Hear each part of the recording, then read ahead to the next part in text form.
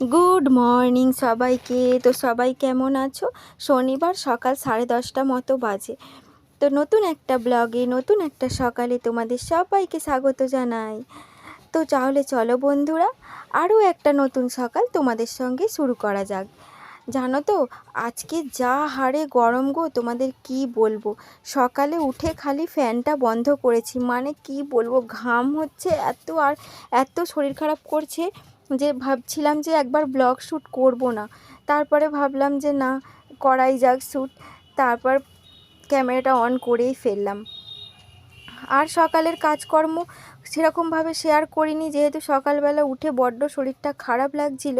সেই জন্য মানে ক্যামেরা চালিয়ে কাজ করতে গেলে যেহেতু দেরি হয়ে যাবে, সেই জন্য আর করা হয়নি। সকালের ওই বাসি ঘরটর মুছে টুছে চাটা খেয়ে দিয়ে ওই বিস্কুট টিস্কুট সব যাগুলো ছিল না সেগুলো ঢাললাম। আর এখানে বাবুদের পিডিয়াশিওরটাও ছিল না, সেগুলো ঢেলে নিলাম।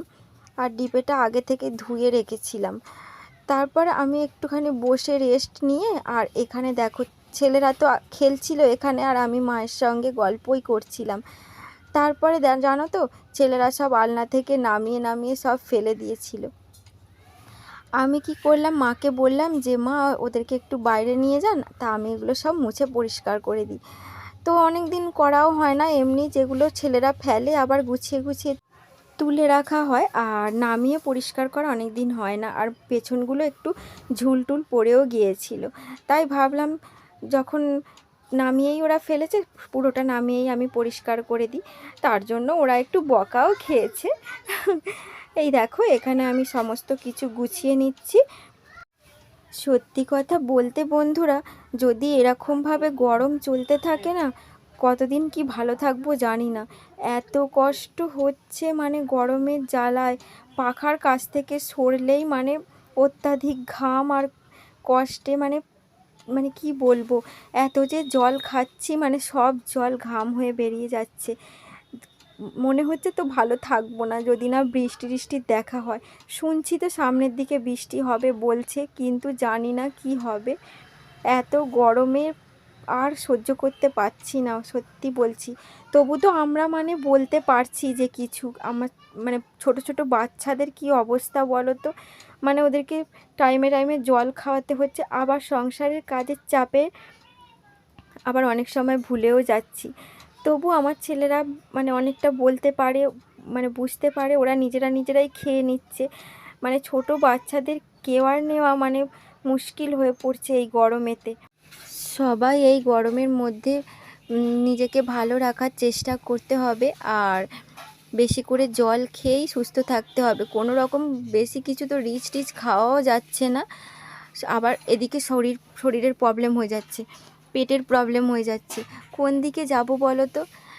এত কষ্ট যে আর সহ্য করাই যাচ্ছে না সত্যি বলতে। এদিকে তোমাদের সঙ্গে কথা বলতে বলতে দেখো এখানে আমার অনেকখানি গোছানো হয়ে গেল। আর এই যে দেখতে পাচ্ছ আমার ছেলে এখানে এসে বায়না করছে। কি বায়না করছে বলো তো। ওখানে না একটা কাকু পাঁপড় বিক্রি করতে এসছে, সেই পাঁপড়টা খাওয়ার জন্য জেদ করছে। আর আমি বলছি এই গরমে তো ওইসব খাস না উল্টো পাল্টা। কি করে বোঝাবো বলো তো ছেলেদেরকে। আর মানে সারাদিনে যে কত ফেরিওয়ালা আসছে মানে বিক্রি করতে, তোমাদের কি বলবো গো, সে বলার কিছু নেই। এই আসছে তো ওই আসছে, আর খালি মানে এটা কিনে দাও মা, ওটা কিনে দাও। আর না কিনে দিলেই এরকম জেদ করে। তো কিনে তো বেশি দিই না, এরকম কাঁদতে কাঁদতেই চুপ করে থাকে। দেখো ওদিকে তোমাদের সঙ্গে কথা বলতে বলতে আমার অনেকটাই কাজ এগিয়ে গেছে। আর এদিকে আলনা টালনা গুছিয়ে নিয়েছি, নিয়ে চলে এসেছি আমি রান্নাঘরে এসে দেখো এদিকে পেঁয়াজি ভাজতে দিয়েছি। আর সকালেই এটা মাখিয়ে রেখেছিলাম পেঁয়াজ দিয়ে, বেসন দিয়ে, আর একটু লঙ্কা দিয়ে। আর কিংবা ছেলেদেরকে ওদিকে মুড়ি খেতে দিয়ে দিয়েছি অনেক বুঝিয়ে বাজিয়ে। শেষ পর্যন্ত পাঁপড়টা আর কিনে দিইনি, একটু ভালোবেসে আদর করে ওদেরকে বুঝিয়ে বলেছি। আর ওদেরকে মুড়িও খেতে দিয়ে দিয়েছি আলু সেদ্ধ দিয়ে। আর এখানে ওদের জন্য তাড়াতাড়ি করে আগে চারটে ভেজে দিচ্ছি। ওদেরকে তো দিয়ে চলে এসেছি, আর এখানে ফাইনালি আমাদেরও সমস্ত বড়াগুলো ভেজে নিয়েছি। আর এখানে দেখো জল দেয়া ভাত, আলু সেদ্ধ, আর এখানে হচ্ছে পেঁয়াজি ভাজাটা। আর কালকে যেহেতু ওই মাসিমাটাদের বাড়ি গিয়েছিলাম আর খাওয়া দাওয়া করেই মানে এসেছিলাম, আর অনেকটাই বেশি হয়ে গিয়েছিল ভাত, সেইগুলো ভাতটা রেখে দিয়েছিলাম জানো তো জল দিয়ে। আর সত্যিকারের এই জীবন ঠান্ডা এরকম জল দেওয়া ভাত খেলে। ওই আলু সেদ্ধটা একটু কম ছিল বলে একটু পেঁয়াজিও বানিয়ে নিয়েছি। আর প্রায় 12টা মতো বেজে গেছে, আর ছেলেদেরকে দিচ্ছি এখন বেদানা ছাড়িয়ে। সব থেকে আমার কাছে এটা হচ্ছে কঠিন কাজ, বেদানা ছাড়ানো, জানো তো আমার ভালো লাগে না একদম ছাড়াতে, কিন্তু কি করব, ছাড়াতে তো হবেই।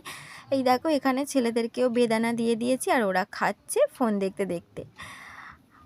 তারপরে আবার চলে এসেছি রান্নাঘর, এখানে বসিয়ে দিয়েছি বাবুদের জন্য সুজি। আর এটা ওরা সেই দুপুরের পরে খাবে, আর এখন একটুখানি বেলা করেই বসাতে হয়, না হলে তো আবার এই গন্ধ হয়ে যাবার চান্সটা প্রচুর গরমের জন্যে। আর এখানে দেখো সমস্ত কাজ টাজ গুছিয়ে টুছিয়ে আমি চলে এসেছি পুজো দেওয়ার জন্য।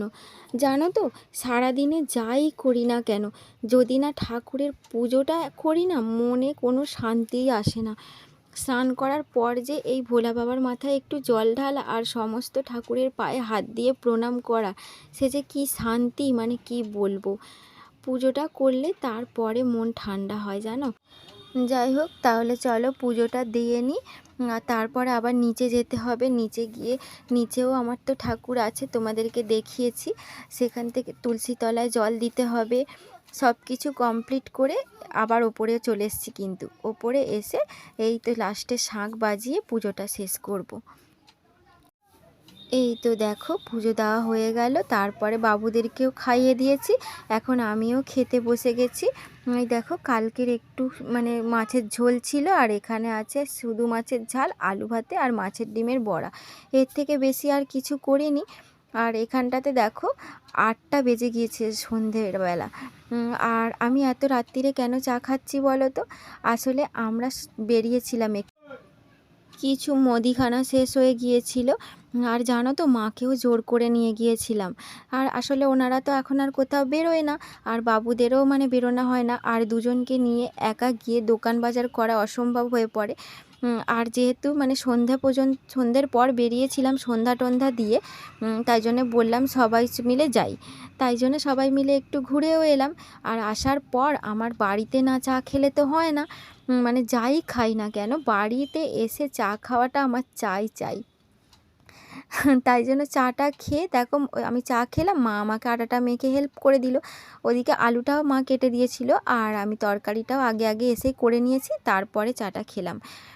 যাই হোক এখানে দেখো রুটি করছি, আর আমরা তো বাইরে কিছু খাই না, বাইরে খাই না বলতে বাইরে খেলেও না আমাদের মন ভরে না, ঘরের খাবার এসে খেতেই হবে, বাড়িতে এসে খাওয়ার মজাটাই আলাদা জানো তো। আমি না বাইরে যাই খেয়ে আসি, যতটুকুই খেয়ে আসি না কেন মন ভরে না। আমার বাড়িতে সবাই তাই, আমাদের মন ভরে না যেন, বাড়িতে এসে মানে আমাদেরকে রান্না করতেই হবে।